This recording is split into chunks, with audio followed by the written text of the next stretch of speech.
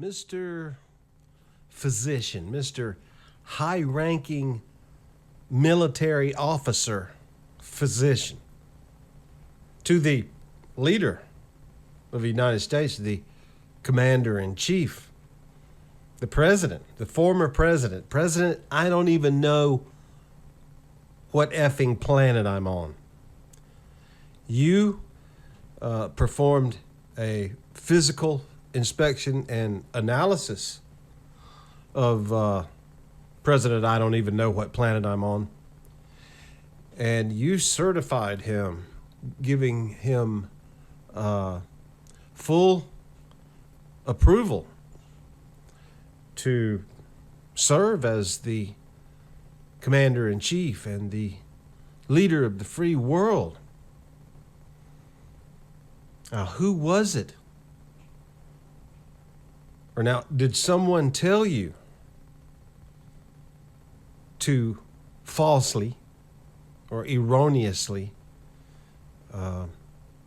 alter your report, giving him full approval? Well, what if I say yes? Well, if it turns out that you provided false information, you can be criminally charged and you will likely serve several years in prison. Yes. Yes. Well, what if I say no? Well, if documents turn up or phone call recordings or emails which indicate that you lied here in front of this congressional inquiry, well, you can be arrested and charged with perjury and likely serve many years in prison. Yeah. I plead the fifth. Well, of course you do. Absolutely, of course you do. You know why? Because you're corrupt, criminal scum who should stand before a tribunal and, well, I'll just leave it at that. But I'll tell you what else. This thing loud enough. I'll tell you what else. That orange tycoon in our beloved and sacred Oval Office, whom so many people seem to absolutely worship. That orange tycoon, well, if it turned out that he's into certain relations with certain minor attractive individuals, certain young people, we'll say, then I think that orange tycoon should be taken into the streets, and when found guilty at his street trial, should be hung upside down by his nuts until his nuts rot off and he falls and dies in the street. Old-fashioned justice. Now, I don't think that that's the case, but if that were the case, and because I don't worship this mother effer, I like some of the stuff he's doing. There's other stuff that I don't like, I'll tell you that. I'm not going to tell you exactly what it is, not at the moment. I'll do that some other time. But I don't worship that son of a you-know-what. You know, I've noticed a lot of people who claim that they're so against human people moving, especially minor people. young ones, the innocent. They're so against that. Some of them I find to be very suspicious, as though they've got something to hide, something in their closet, and so they're throwing up a screen, a smoke screen, some smoke to blow up your ass, to appear one way when really they're another way. Now, personally, I think anybody who's into that sort of thing has a sickness for which there is no cure and should be removed from society for the rest of their lives. But that's just me. None of my business. None of my business at all. Used to do this, the Tuesday morning kill list. Did you hear about that? No. He would meet at the White House with CIA reps every Tuesday morning, and they would come up with a list of people to be killed that week. John Brennan had a Tuesday morning meeting to go through with CIA who they're going to kill that week? Yeah. What an interesting meeting. Yeah. The Tuesday morning kill list meeting. Seriously? Yeah. I think it was first reported in the Boston Globe. There it is. Yeah, there it is. Oh, okay, so it was the New Yorker. Breaking down can decide on to torture. So Brennan is the President Obama nominee director of the United last Sunday came up on my Twitter because he seems so close to the torture program perpetrated while he was senior official of CIA.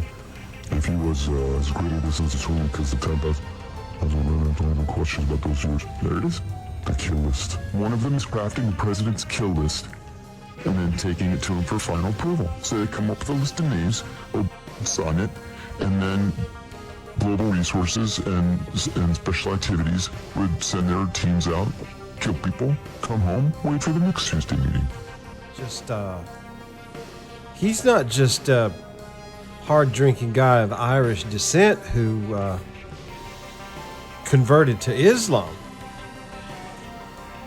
He didn't just become a Muslim, he converted to Wahhabism, the worst of the worst, the jihadis, the ones who believed in annihilating their opponents through warfare, physical warfare, horrific acts of war. The bomb makers, that class. The Wahhabists, the worst of the worst. You know, he, as CIA director in 2015, he's the guy that on some sort of interview, some broadcast on C-SPAN, he admitted to the I gotta be careful because I have had videos removed on my other channel. I've had videos removed in the past when I talked about this subject, but he's the guy that admitted to the spraying operations. And they're not cloud seeding. They want you to think that it's about cloud seeding. They want you to think that it's about weather modification. They want you to think that it's about bringing much needed rain to drought-stricken areas. That's not what it is. 99% of the time, it is not lithium iodide crystals that they're spraying. It is aluminum, barium, strontium, arsenic, and more than 100 other toxic, irradiated, powdered metals.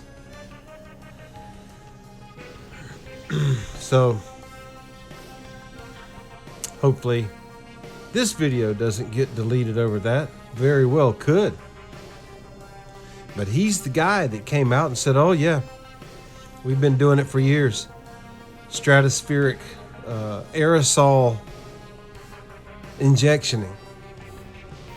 CIA and NASA have been doing it for years and years, boys. Nothing to worry about here, nothing to see here. And you know, this online community, this hopium community, and their insistence that, well, we're just watching a movie. These people they've all been arrested a long time ago and dealt with. They've all been dealt with. Yeah, isn't that just perfect that it all happens somewhere where the public can't verify it? We can't look and see for ourselves. We just have to trust the plan. Don't go with your gut instincts. Don't go with what your gut tells you, what your emotions and your conscience tells you, your body, your nervous system. Ignore all that. Just trust the plan. Trust whatever we tell you. It's just a movie. They were dealt with years ago. But if you notice, if you're one of the people who knows what you're looking at, they're still spraying, aren't they? Oh, yes. In fact, you might even say that it's accelerating. That they're telling us the cavalry's coming. Just have to wait a little bit longer. But as they're telling you this, the spraying is intensifying. So, I could tell you what I recommend. But these days, there ain't too many people willing to go along with it. You see, people have become, especially the last 2 or 3 generations, have been conditioned to believe that it is wrong. It's immoral. It's unacceptable to use force to defend your country, to defend your families, defend your way of life. So what can anybody do really to affect it all? Well, about all anybody can do is practice private justice. No cops, no courts. Someone violates one of your family members, one of your loved ones, some violent criminal. It's up to the family, particularly the male members of the family, the victim's family, to go after the offender. And if that can't be done, that person is taken away to protection somewhere so that you can't find them. Well, you find their family. And you take your payment the way that it must be taken. Eye for an eye. Biblical justice, my fine feathered friend. Biblical justice. And with that, ladies, with that, the hour has gotten late. With that, I will bid your ass adieu. See you next time.